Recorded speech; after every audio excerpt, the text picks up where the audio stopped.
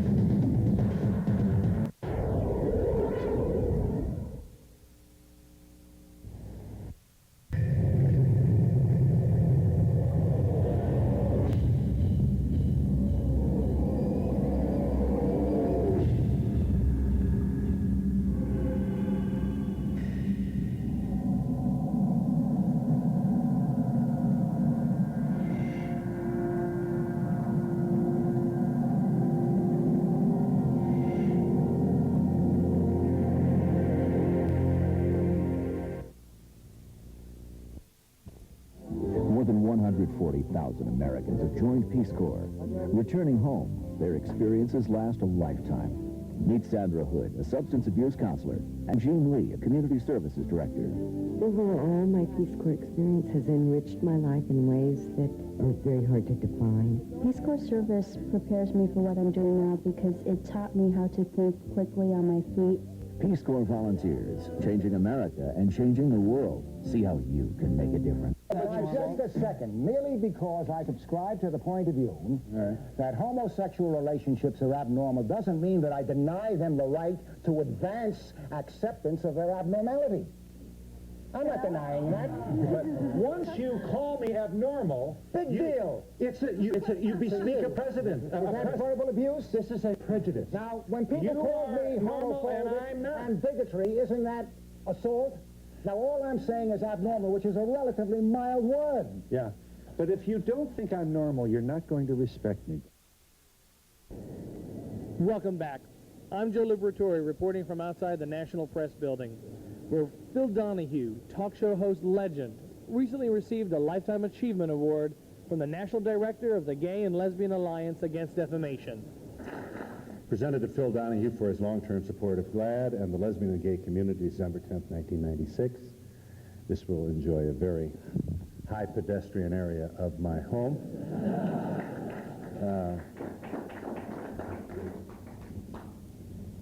Well, first things first. I walked in, two things happened. I thought to myself, well, I've been off the air since, thank you, early this year. Who will recognize me? And sure enough, some guy in bib overalls at the airport said, "Hey, Merv." And then several other people said, "Where's Marlo?"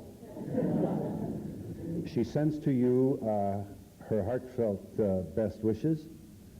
And like me, she feels a special energy and excitement at being considered such a player in this magnificent revolution.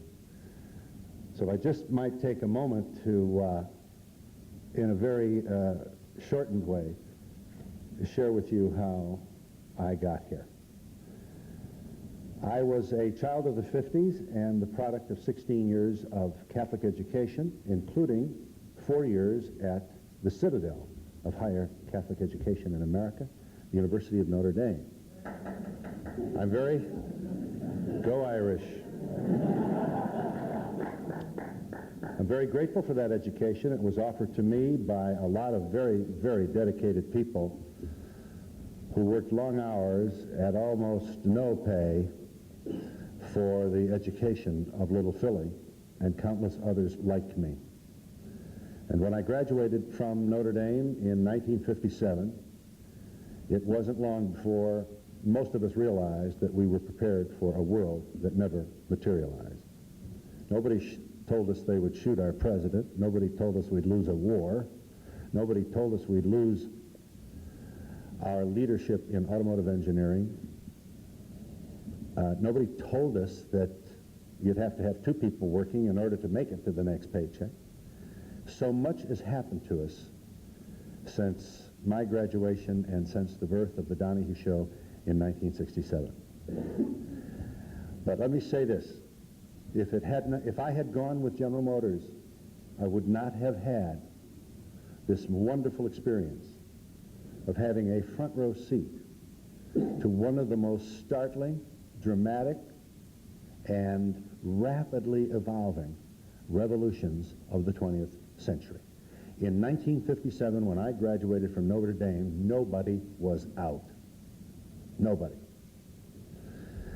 And then in 1967, suddenly it became clear to those who did the two-way talk radio programs that sexuality was an issue about which viewers cared. You got a lot of comment if you did a subject like this. We wanted to know who we were. We found who we were in many ways very mysterious. And we were filled with awe and wonder. How is it that two people in the same family are so different, and siblings, and what makes you this way or that way, and how come somebody's smart and somebody isn't? And certainly sexual status became almost a staple of the kind of work that we did. And suddenly, and remember, this is the son of West Cleveland Catholic couple, who believed in America. My father used to say if they didn't know what they were doing, they wouldn't be in Washington. You believed. I was proud not only to be American, but a Catholic, and the best kind of Catholic, an Irish Catholic.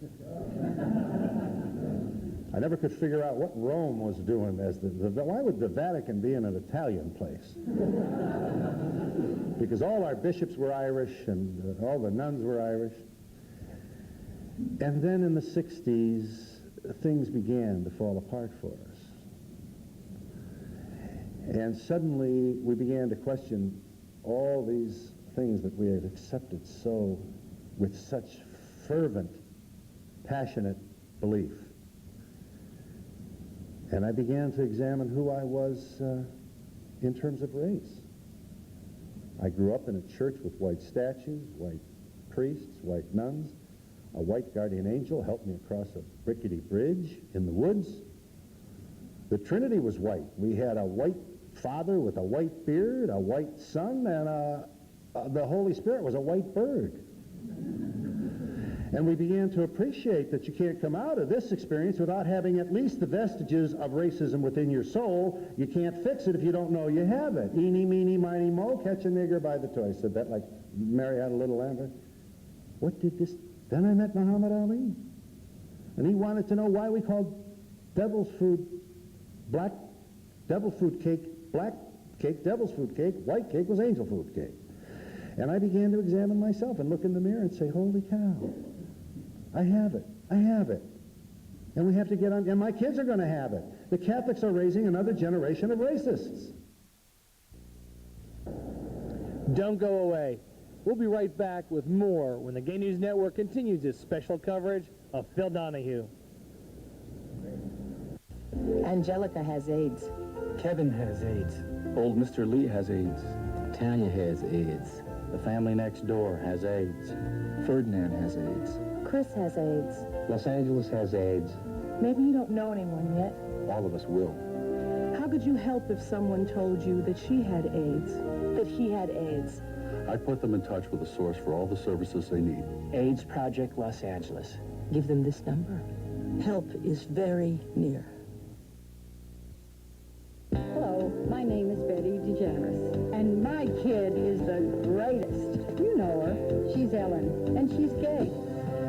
too long, gay Americans have suffered discrimination. As long as our sons and daughters are excluded from the basic protection of law, we must share that burden as a family. So let's not waste one child, and let them all reach for the stars.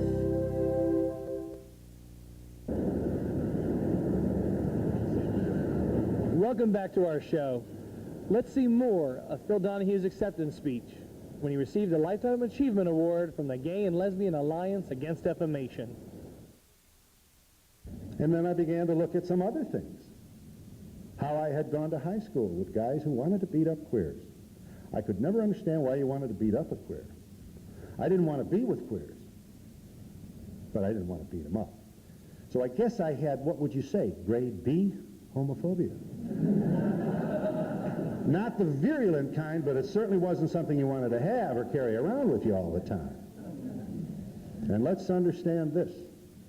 If I had gone to work for General Motors, I would not have had the opportunity to meet real, live, irreplaceable human beings that I had lumped in one category called queer. And suddenly, not unlike racism, I began to appreciate my own self-consciousness about this. What is this? How did I get it? Who are these people? These people, these other people. And it was through the general evolution of meeting significant numbers of politically active, really being just one, how early you were, how brave you were. No rectangle across your face, girl. You were out there in 1970.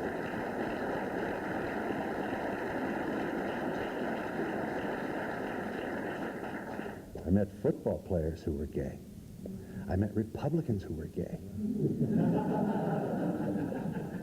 I even met a gay hairdresser. But I began to appreciate that the stereotype that we had laid and that we had in our ignorance. Prejudice is fueled by fear and ignorance. And our ignorance had created a gigantic closet. And I began to hear the stories of closeted people and what it was like. And I heard the stories of people who couldn't get an apartment, people who were thrown out of an apartment, people who couldn't get a job, who lost their job, people who worried about looking gay. The enormous drain of being in the closet. And suddenly, more and more people started rushing out of the closet, and the revolution was underway. And the rewards for me have been substantial. In airports for 29 years, people have come up to me and said, among other things, "Women, thank you, I got out of an abusive marriage because of your show." What a nice thing for somebody to say to me. "Thank you, because of your show, I came out to my parents. And my father didn't jump off a building. And I'm freer now, and it's better now." And that helped me to understand the oppression and the drain, the physical, emotional drain of being closeted. And I began to ask myself, well, where would I be? I'd be in the closet. I most certainly would. I don't want to tell my father. And I began to appreciate how complicated this was, and how this thing called homophobia was legitimized by organized religion, the Catholic Church included. Why should equal opportunities under the law and the full weight of the Bill of Rights be extended to gay people when the church calls them sinful? How easy the church made it to bash gay people. How easy the church, not just the Catholic Church, most of organized religion, how easy they made it to stay in the rut of prejudice and oppression without even looking in the mirror or examining one's own attitudes toward these things, toward the real lives of talented people. who, because of the randomness of birth, may have gotten gray hair, blue eyes, or a sexual status that had nothing to do with morals or appropriate attitudes or character. And I'm a slow learner, so let's understand. My profession blessed me with the opportunity of meeting all these people, and it was finally sometime around the age when I met Lily and talked to Lily that I began to believe what I believe most Americans today believe, and that is that gayness is not a moral issue. Sexual status is not a moral issue. The way people behave is, but that has nothing to do with sexual status. That has to do with humanness. And that if we claim to be Americans, we have a responsibility to be out front ensuring that all Americans enjoy the full weight of the protection of the Bill of Rights, including Fourth Amendment privacy rights. Oral sex is illegal in Georgia, you know. Imagine, affirmed by the United States Supreme Court, 5-4, sodomy laws covering not only married couples, gay couples, all couples, privacy of your own home. Georgia, certain consensual acts are illegal, and America stands by and allows this to happen. You can't be a proud American and stand there and allow this to happen. Homophobes are not Nazis. They aren't. But homophobes have to realize that without malice, their failure to change creates an environment in which fascism is nourished and thrives. And I am proud to be with you because I truly believe that you are on the front lines of preventing the kind of behavior that this century has seen in many, many places. It is yesterday that we put 120,000 Japanese Americans behind a fence in a desert with the advice and consent of the United States Supreme Court and the President of the United States and both houses of Congress. That's yesterday. I see you as the people who are out there preventing the beginning of this kind of established national policy. Don't go away. We'll be right back with more when the Gay News Network continues its special coverage of Phil Donahue. Bobby Griffith died at the age of 20. He didn't have a disease. He wasn't involved in gang violence or drugs. Bobby Griffith killed himself because he was gay. Bobby Griffith's mother is a good woman. She didn't mean for her son to die so tragically, but like so many others, she allowed herself to believe the bigotry that led to her young son's death. Love and support your gay and lesbian children. That's what Mary Griffith would do if only she and Bobby could start over. Okay, in a country that has used scientific data to say that blacks are more prone for criminality, in a country that has illegalized interracial marriages, I have hope that this will change too.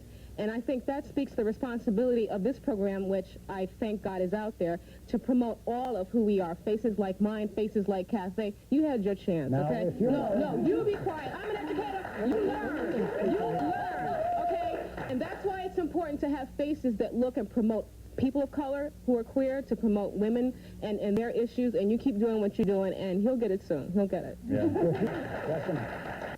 We have the popular side of this issue.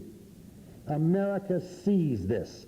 Yes, we will have self-righteous religionists who know what's good for their neighbors, who will always be out there standing in our way. But they are becoming, I believe, a weaker and weaker voice. Let us encourage the Hollywood community. Some of its greatest stars should be out there with us marching. Tom Hanks is just one brother who I know is on our side, who accepted an award from GLAAD 2 years ago with heartfelt gratitude. We want to see him marching. You want to see Arnold marching. We want to see Bobby De Niro marching. We want to see Tom Cruise and all those other brave men from Hollywood. Gay people write their movies, edit their movies, raise money for their movies, sell tickets to their movies, create advertising for their movies, act in their movies. We're going to put all these macho men on a big flatbed truck, and we're going to have them wave as they roll past St. Patrick's Cathedral on Fifth Avenue. It is up to us to invite them, to encourage them, to take part in this excitement. This is a real revolution that is already seeing results. And look how blessed I am. I got a real expensive bowl from Tiffany's that I will place with pride in the central part of my home. But most of all, I get to meet an awful lot of very nice people. You make us all feel better about the possibilities of this country. And you make Marlo and I feel better about ourselves. It's exciting to be a part of what you're up to. Let's not hold back now. Let's, just like the football coaches say, let's have intensity, let's have focus, and let's win some more as we move into the next millennium. Thank you all very, very much.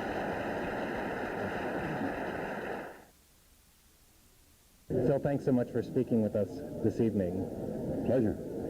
During its 29-year run, your show garnered 20 Emmys, and you yourself received a George Foster Peabody Award, special recognition from the National Academy for Television Arts and Sciences. How is this recognition this evening special for you? Well, I think it's special because it's a revolution that took place right before my very eyes, led by people who were on a platform down through the past 29 years that had my name on it. In 1967, when we signed on the air with this crazy experiment of no band and no desk and no couch and just discussing issues, nobody was out. The revolution was just beginning. The closet was just beginning to shake. And as the years went by, we met an awful lot of nice people. Was it difficult for you to approach this topic initially? I mean, it was the late 60s, and it was a completely different environment than it is now. What type of controversy did you go through at the time? Well, if you put a gay person on in 1968, which was the first full year of our existence, significant numbers of people figured that their kids would catch it. I felt the insecurity that revealed a certain homophobia in my own soul, having come of age in the 50s, 16 years of Catholic education. I recall being very concerned that people would think I was. And then I began to wonder why I had this concern. And what is it? And then I met more people, and I realized that we have here a community of people that's as diverse as the so-called straight community. We've had NFL football players on, Republicans, Democrats. But you've also brought together right-wing conservatives with gay men and lesbians in really a productive and, well, non-threatening forums. How did you accomplish this, and what kind of advice would you give to the American public at large for taking on that type of a role? Well, I think it's, first of all, important to understand that we have here a community of people that certainly at the time of the beginning of our show were as isolated as you can possibly be in any so-called free culture. And that the prejudice that was aimed at this community was, like all prejudice, founded in ignorance and fear, but In this case, we had homophobia being legitimized by organized religion.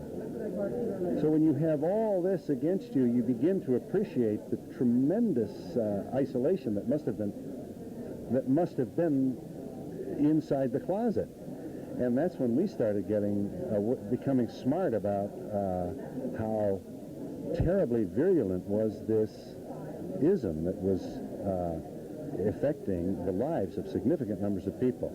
And the more people we met who were politically active in the gay community, the more we began to appreciate that the stereotype was vicious, provoked insecure men usually to do on some occasions some very, very heinous things to gay people.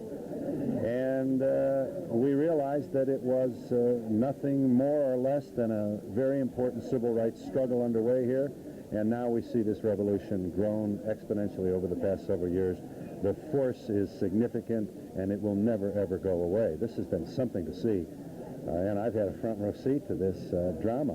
It's not over yet, to be sure. I don't mean to say that it's time to celebrate. But consider where we are now and where we were then. Magnificent. And Mr. Donahue wasn't the only one winning awards, as GNN recently took home some of our own.